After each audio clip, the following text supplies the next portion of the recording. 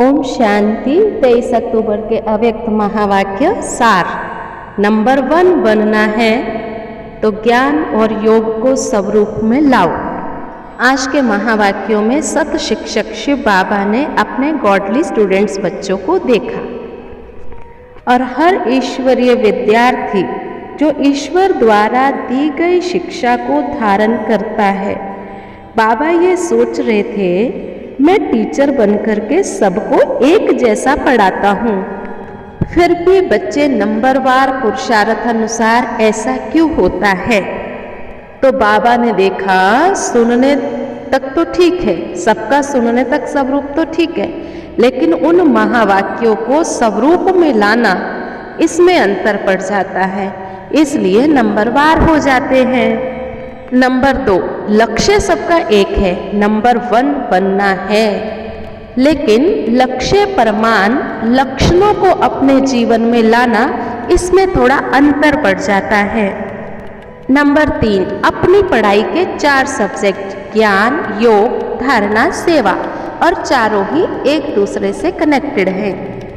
जैसे ज्ञान क्या है, मैं श्रेष्ठ आत्मा हूँ, और दूसरा क्या है, मुझ आत्मा का इस बेहद की रचना अर्थात बेहद के ड्रामा में सारे कल्प में क्या क्या पार्ट है। ये ज्ञान होने के बावजूद भी मैं श्रेष्ठ आत्मा हूँ, ये स्वरूप बनकर के पार्ट बजाना भूल जाते हैं। नंबर 4, ज्ञान तो सहज है, अगर ये ज्ञान जीवन में धारण है तो योग स्वतः ही लग जाता है। ज्ञान से योग का ही संबंध है। ज्ञानी तो आत्मा, वही योगी तो आत्मा अवश्य बनती है। ज्ञान और योग का तो संबंध है ही। नंबर 5, जो ज्ञानी और योगी होगा तो धारणाएं तो उसमें स्वतः ही आ जाएंगी। उनका हर कर्म ज्ञान और योग संपन्न नेचुरल होता है। नेचुरल स्वभाव जो होगा ज्ञानी योगी धारणा वाला ही बन जाएगा। वो यह नहीं सोचेगा कि इस गुण को धारण करूं, उस गुण को धारण करूं। फाउंडेशन ज्ञान योग मजबूत है तो धारणा तो है ही। नंबर 6, अब देखो जिसके पास ज्ञान भी होगा, योग भी होगा, धारणाएं भी होंगी, तो वो इतने सारी चीज़ों से संपन्न आत्मा जो मास्टर दाता तो बन ही जाती है।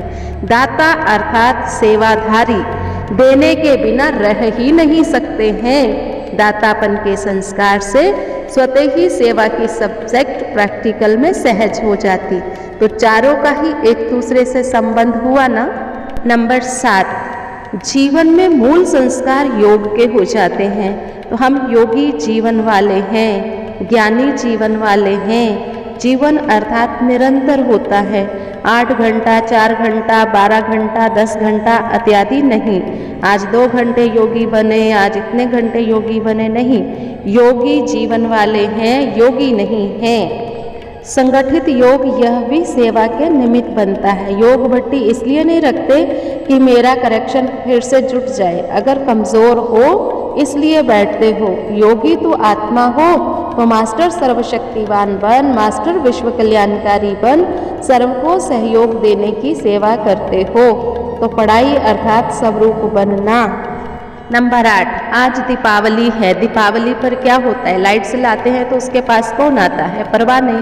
तो शिव बाबा क्षमा है, हम परवाने बाबा के पास आए, उसमें भी कुछ फिदा हो जाते हैं, कुछ चक्कर लगा के चले जाते हैं, कुछ मर जाते हैं। यहाँ भी ऐसे ही होता है। और फिर घर घर में दीपक जगाते हैं, तो हमारी आत्मा का दीपक जगना ये भी हमारा ही यादगार है।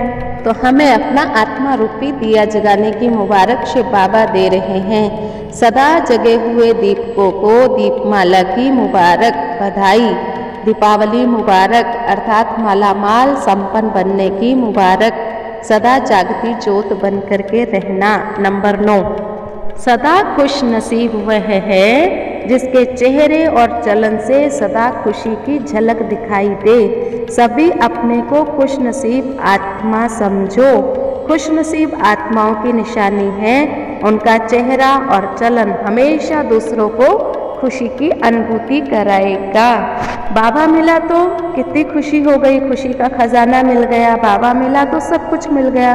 तो ये खुशी के खजाने से संपन्न सबको खुशियाँ बांटते रहो, अपने श्रेष्ठ भाग्य के गीत गाते रहो। नंबर 10 है, बाबा के सभी खजानों को अपना खजाना बना लो।